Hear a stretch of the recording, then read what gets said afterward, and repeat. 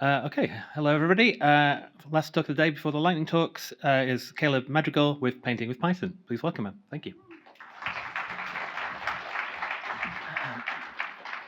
Yeah, thanks for coming, y'all. Thanks for sticking around to the last session. Any of y'all go to the Capital One party? Yeah, that was fun. I actually got kicked out, so it was my first time getting kicked out of a after party at a conference. So that was cool. My name's Caleb Madrigal. Is the sound all right, or is it like okay? So this is Painting with Python. My website is gods.art. I also should clarify, I'm not trying to say that I'm God. I'm just, I do a lot of mathematical art, and so I'm outsourcing most of the line drawing to the author of mathematics, or whatever you want to call that. So that's why the name is, although I actually believe that we're all part of God and that kind of stuff. So anyway, the longer version of this talk might have been painting with Python and math, using waves and air gradients, but I didn't want it to be too long.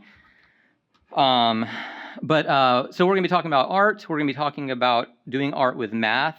And I hope this will be interesting to you, whether you're interested in art or if you're just interested in math. I think we'll get into some stuff mathematically that I personally find interesting, at least, and you might as well.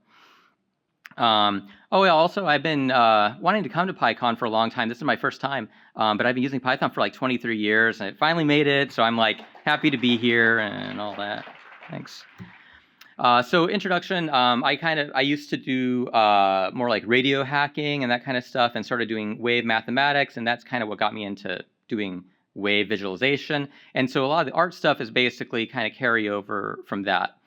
And so I was trying to do some painting, like I started trying to paint by hand. And there are certain mathematical things like wave interference patterns that I just realized I could do so much easier and quicker with code. And so that's what kind of got me into it. A little tangent kind of on the topic of waves. I just want to describe a little bit about why I think they're cool and stuff like that for like just a minute.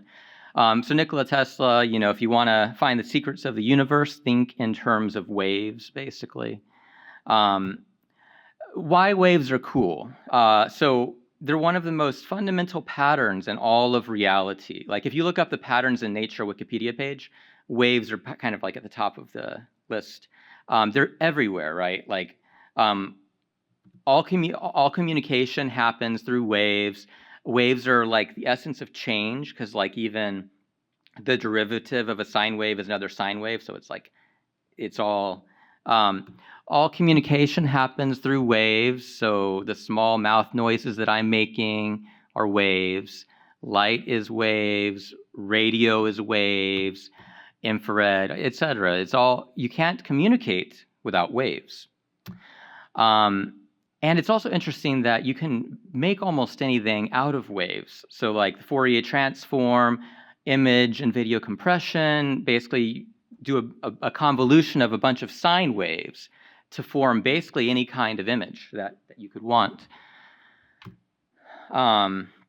Also, waves of differing frequencies behave like different dimensions. So they're basically orthogonal to each other. And we'll talk about that in a minute. It's also a way of seeing infinity. If you have a single phase of a wave, so this video is like 2 seconds.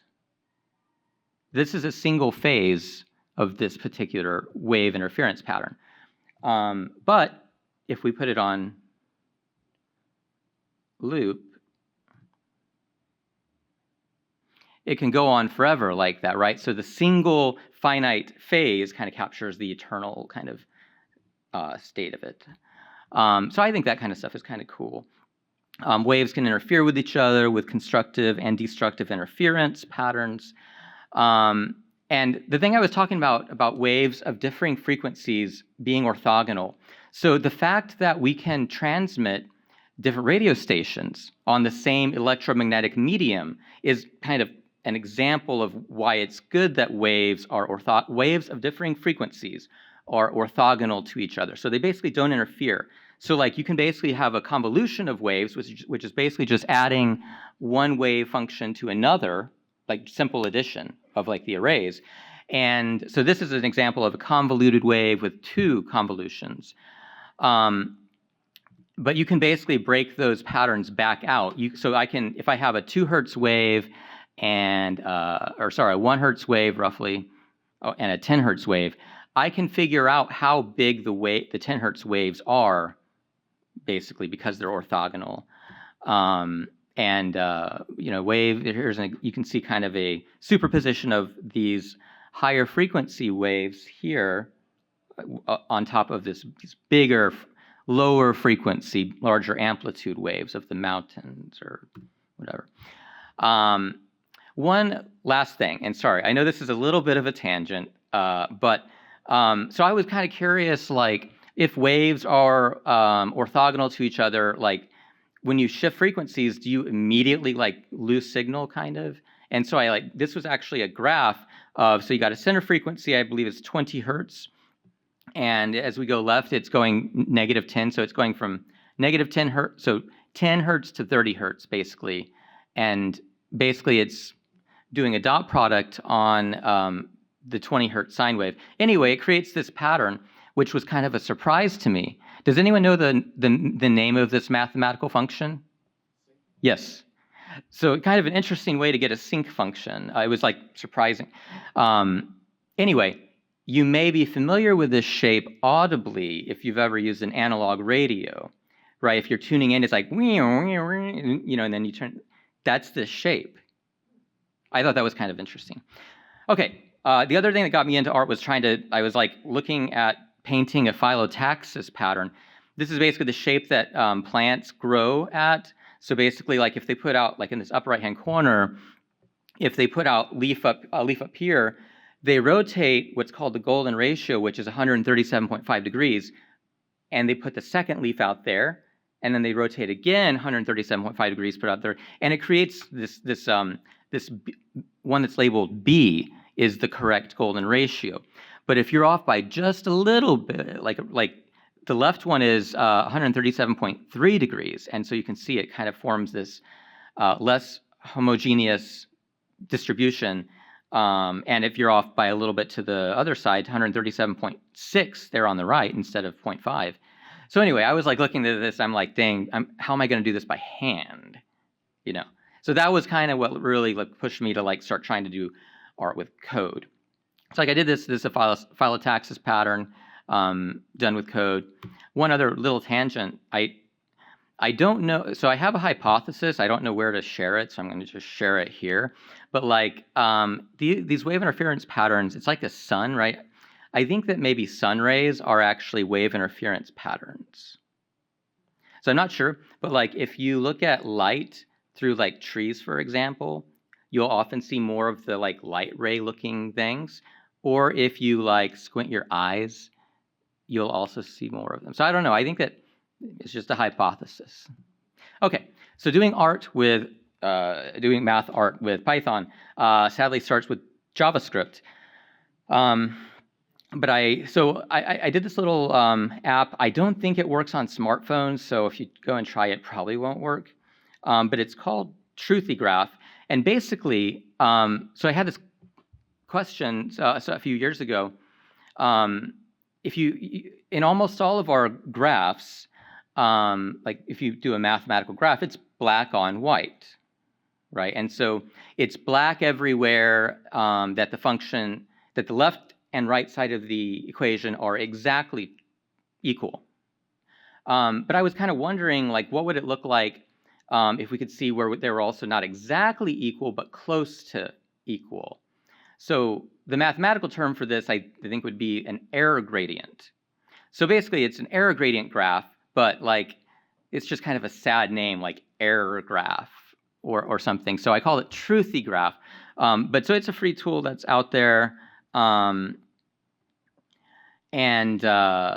see.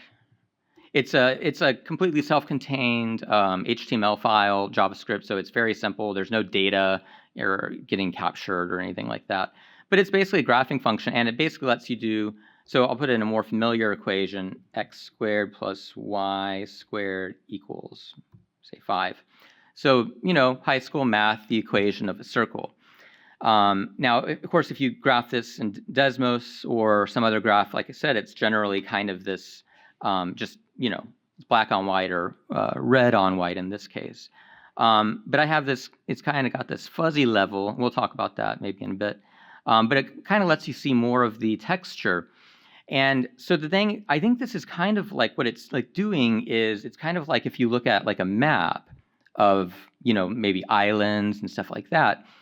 Typically, you just see the perimeter of the island, right? But like if you had a topological map that showed you below the earth, the surface of the waters, you would actually see this whole mountainous pattern, not just like a perimeter of an island, right? So I think that's I think this is kind of interesting, just as a way to view mathematics. Like it's kind of almost odd to me that we always have been just doing equals. It's almost like kind of like a Boolean Western mindset, true or false. How about in between? Anyway, so that's a tool that's out there. It's truthygraph.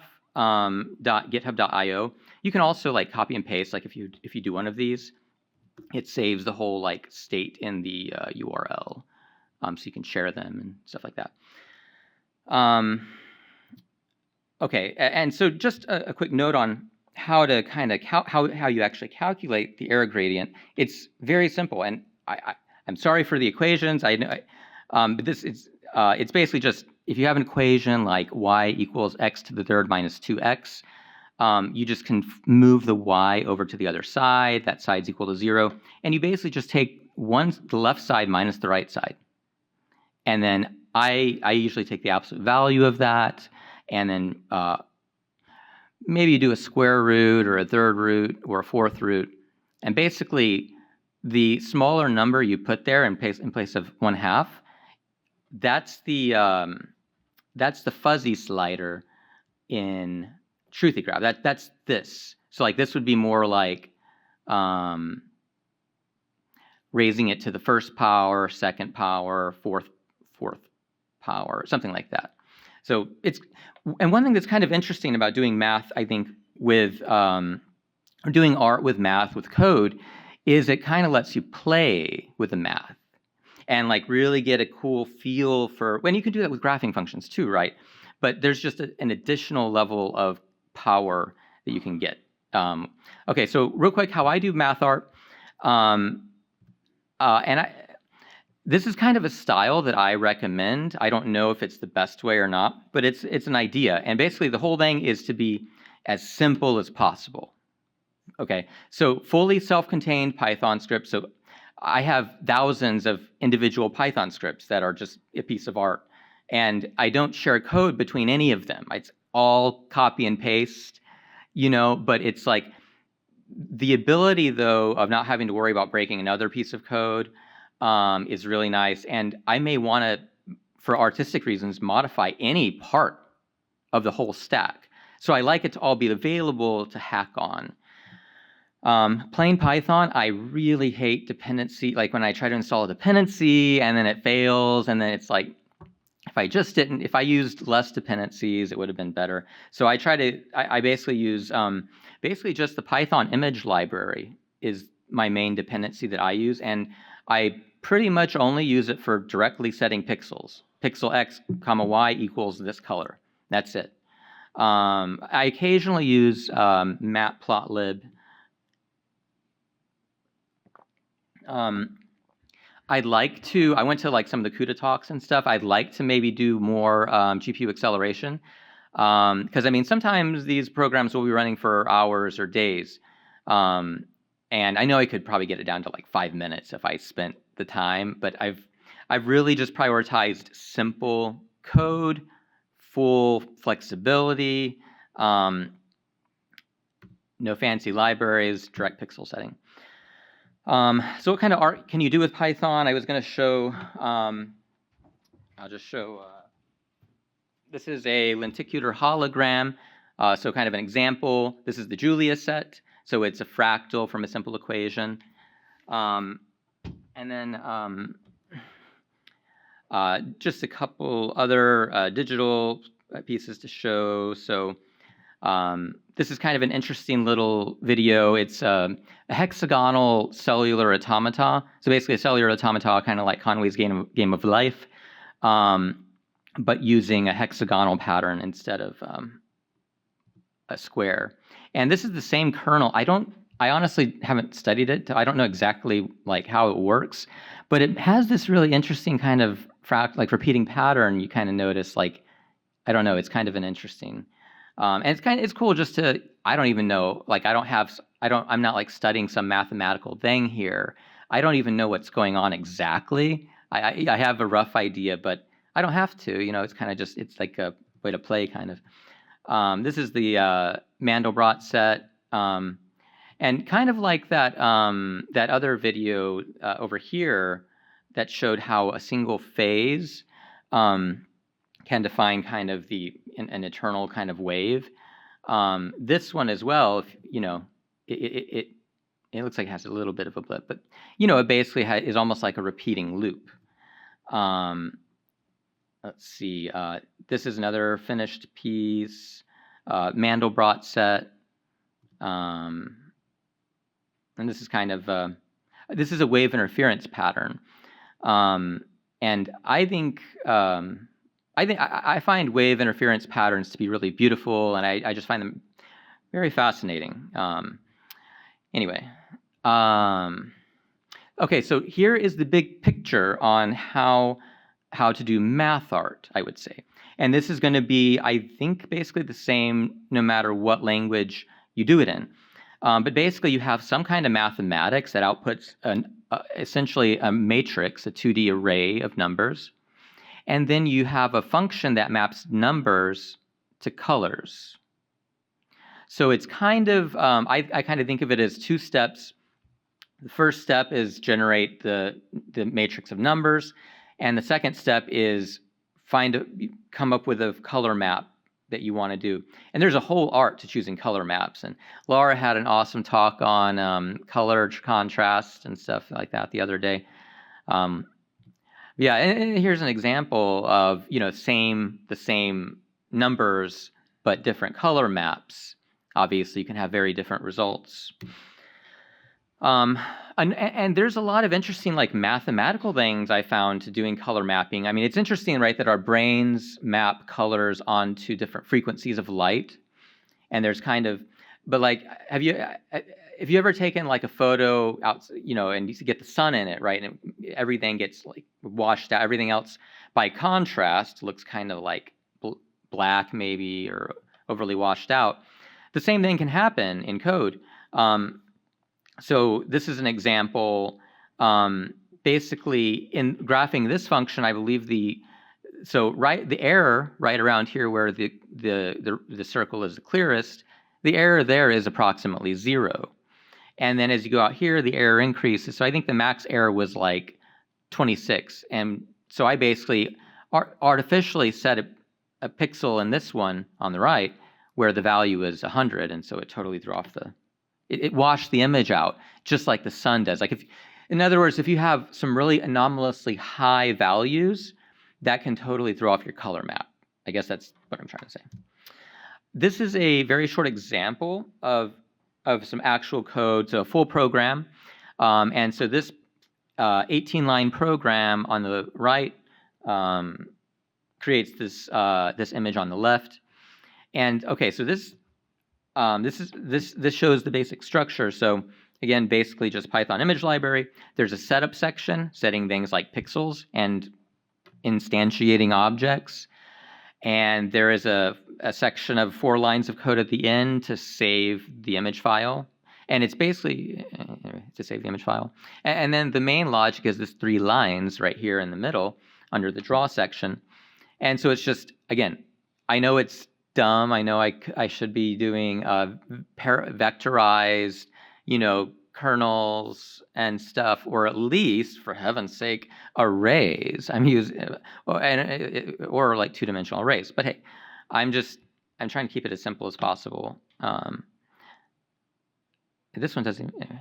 One interesting note this would be like for my math teacher friends, kind of like, where are you going to use like linear algebra or whatever? I guess a silly thing to say at a Python conference. But yeah, anyway, it was cool. It was a linear. This is actually the most used function, I think, in all my math art, is this linear mapper. It just takes an input range and maps it to an output range. So if you have like, maybe you want to have 30 frames and you want to cycle through 256 values in that time, So, okay. One other. So this is This is the first of my art programs I basically open sourced, is this ogradient.py. And it's you can follow this link over here, and it's within this repo I have called code art class. So I've got a link on the final slide if you want to copy it later. And so you can see this one is 42 lines long. There's that make linear mapper function. And it's just a little bit more complicated than the other one, but it's basically the same format. I've got a function to do math, and I have the same for x pixel and y pixel. And I'll show this program running real quick. So here's that program. So I'm just going to run it. Look at how slow that is. Anyway, so it creates this image, and you could come in here and tweak this file, right? So you could, for example, I'm doing this color value. So basically, the colors are it's very simple, right? It's x pixel, y pixel, and 3 tuple for RGB values. That's how you set. That's the interface. So I could do this is doing like, if it's R, G, B, this is red, keep G and B 0. So like we could do, we'll put the same value that we're putting in red into blue.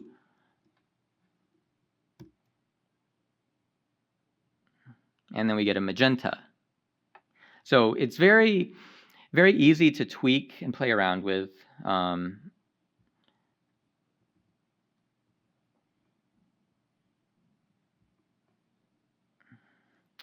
Okay, and then this is another thing, just brand new open sourcing that I wanted to share. This is called truthygraph.py. So I said I had that JavaScript truthygraph program, but I basically have the Python version, and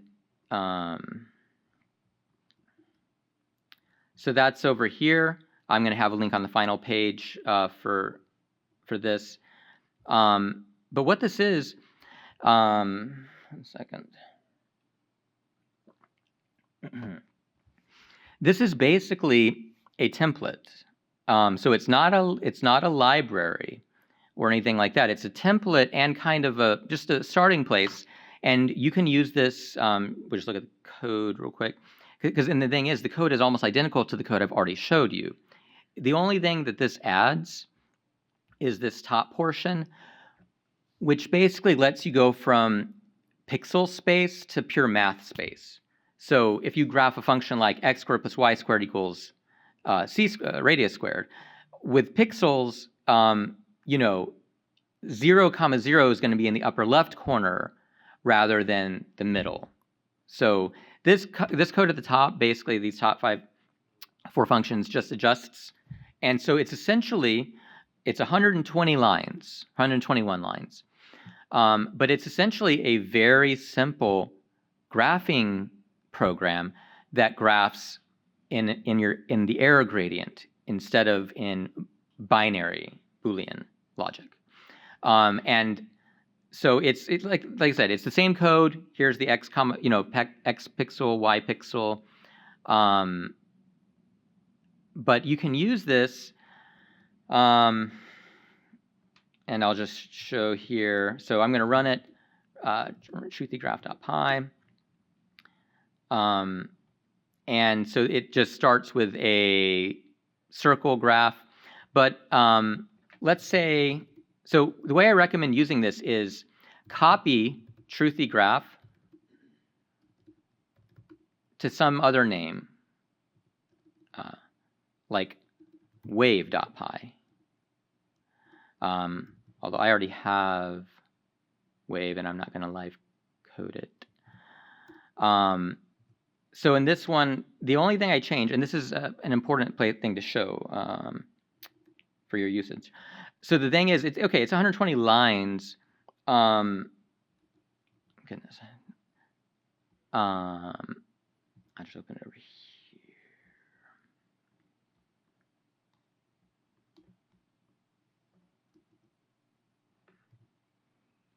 here. So it's about 120 lines, but the only place you need to edit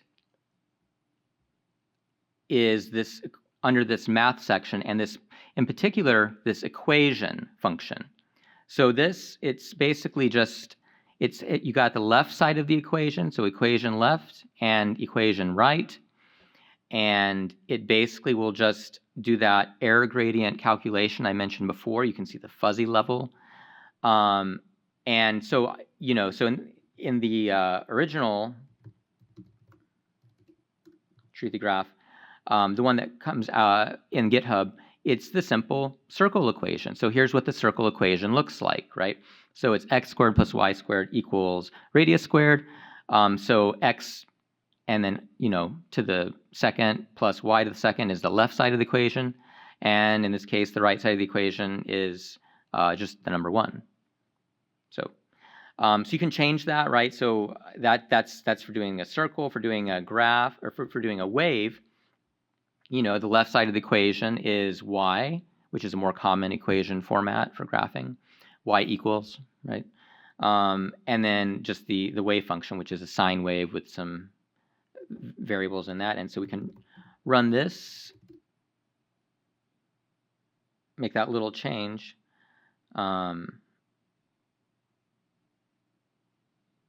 Yeah, look at how slow it is. Isn't that horrible? Horrible of me. And so you got a wave function. And one thing that's cool, by the way, I think it's interesting that like some of these, like if you look at this error gradient on the sine waves, actually this was kind of surprising to me. The circle one, the further you get from the circle, it's an even error gradient, right? With the sine wave, I thought it was kind of interesting that there's like these big spikes, right? So like I have less error way up here than I do like way down there. Anyway. So